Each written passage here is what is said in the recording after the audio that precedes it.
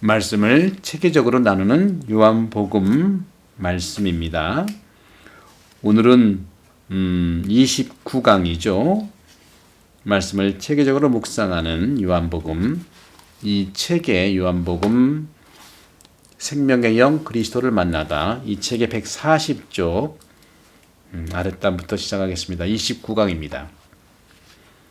요한복음 8장 36절에 보면 아들이 너희를 자유롭게 하면 너희는 정녕 자유롭게 될 것이다. 이 자유에 대한 말씀을 지난 시간에 이어서 말씀드리겠습니다. 어떤 좋은 것을 실현하려는 뜻을 가지고 있지만 나는 나쁜 것을 하고 있다. 바오로 사도의 로마서에 나오는 말씀일까요? 네, 그렇죠. 7장, 로마 7장에서도 이런 표현을 하고 있죠. 오비디오라고 하는 시인은요, 이렇게 말하고 있습니다. 오류를 다시 깨닫는 것은 그것을 교정하기 위한 첫걸음이다.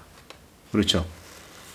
나의 결핍, 나의 단점을 알아차리는 것, 들여다보는 것, 그것이 바로 교정을 할 수 있는 첫걸음이죠. 하지만 홀로 변화의 길을 향하는 인식이 죄에 둘러싸인 노예, 바로 이런 종, 이러한 성격을 이겨내기란 참으로 어렵다는 것이죠. 선과 좋은 것은 인간 본성의 법과 하느님 법에 따른다는 것입니다. 하지만 죄는 법을 따르는 것처럼 그렇게 자주 반복되는 경향을 나타냅니다. 사도 바오로는 육안에 살고 영의 법에 대항하여 싸우는 죄의 법에 대해서 말씀하십니다.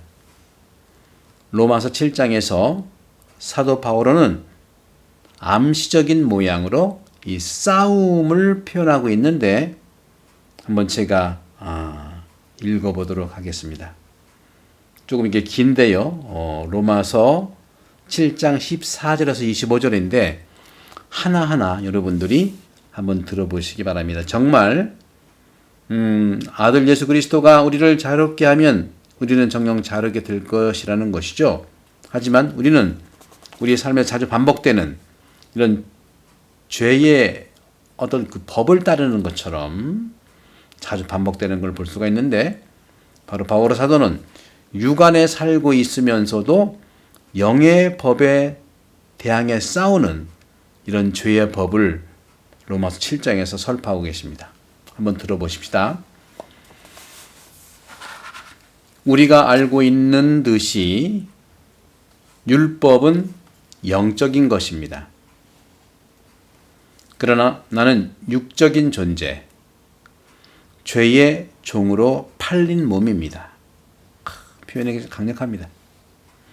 나는 내가 하는 것을 이해하지 못합니다. 나는 내가 바라는 것을 하지 않고 오히려 내가 싫어하는 것을 합니다. 그런데 내가 바라지 않는 것을 한다면 이는 율법이 좋다는 사실을 내가 인정하는 것입니다. 그렇다면 이제 그런 일을 하는 것은 더 이상 내가 아니라 내 안에 자리 잡고 있는 죄입니다. 에고는 늘 무엇인가를 소유하고자 욕망하고자 요구하죠. 하지만 영은 기다립니다.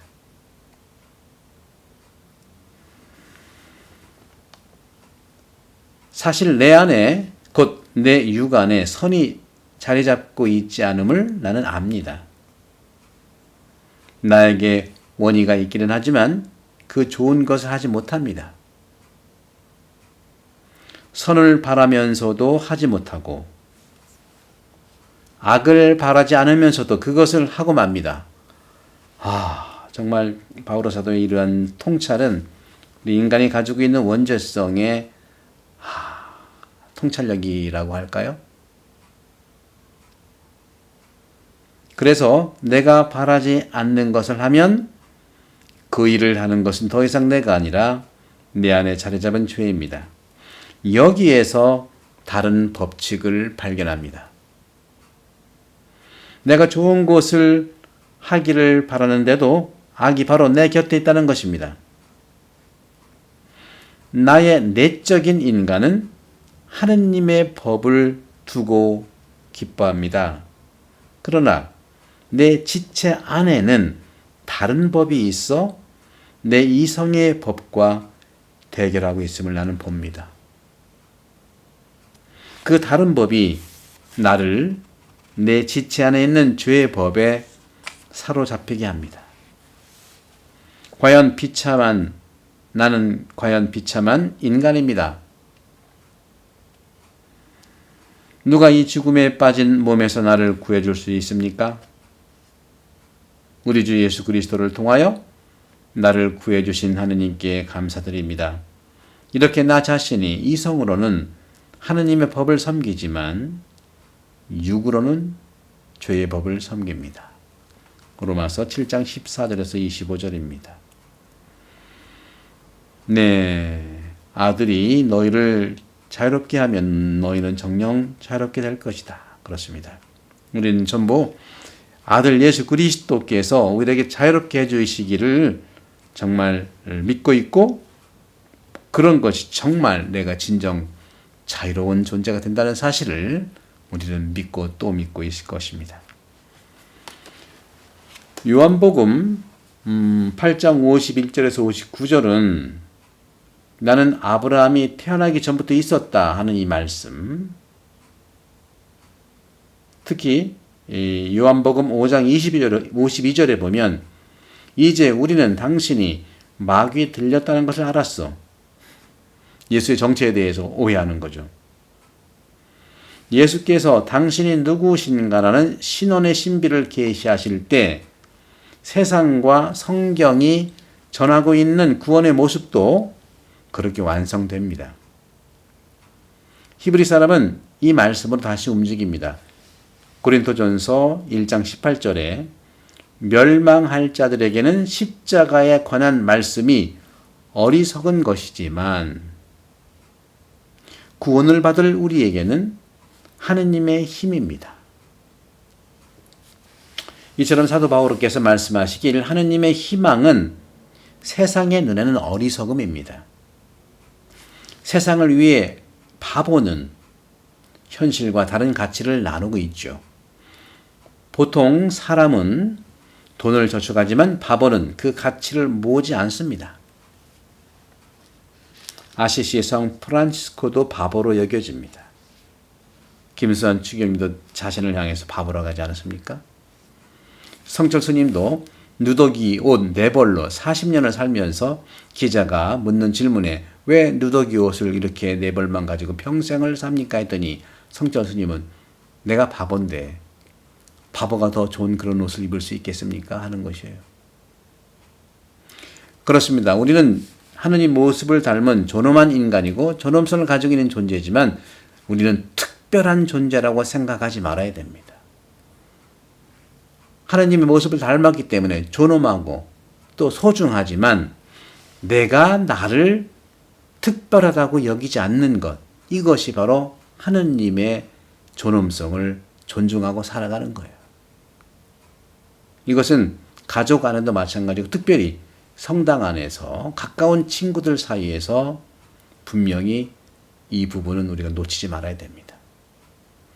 본당에는 여러 단체들이 있지만 특별히 레지오라든가 구역반이라든가 단체는 그러한 특별한 그런 회칙과 봉사단체이지만 제대를 중심으로 해서 모인 여러 단체들 중에 다 그런 건 아닌데 몇몇 단체는 자기가 특별하다는 것을 자꾸 너무 의식하고 인식하고 그렇게 봐주기를 바라기 때문에 도대체 존중이 안 되는 부분이 있는 것 같아요. 제대를 중심으로 해서 봉사하는 여러분들 대부분 다 겸손한 마음으로 하고 있지만 자기 재능을 특별하다고 생각하지 말고 하나님께 주신 선물로서 세상의 봉사가 좀 부담스러우면 그냥 기여, 단순히 기여한다는 생각으로 감사하는 마음으로, 겸손한 마음으로 나눠주시면 얼마나 좋을까 하는 것이죠. 그러면 모든 사람들이 정말 특별한 존재로 우리를 생각하는 거죠. 그래서 이렇게 프란치스코 성인도 바보로 여겨졌고 그의 삶 마지막까지 어느 누구도 더 이상 그렇게 사는 것을 믿지 않았습니다. 사람들은 산 정상에서 거꾸로 내려다보는 것을 신뢰하지 않습니다. 그러나 우리는 그리스도의 가르침과 인격을 이해하기 위해 산 위로 올라가야 합니다. 그 산 정상에서만이 아름다운 경치를 바라볼 수가 있어 그것을 즐기면서 기뻐할 수가 있는 것입니다. 성부와 성자와 성령의 이름으로 감사합니다.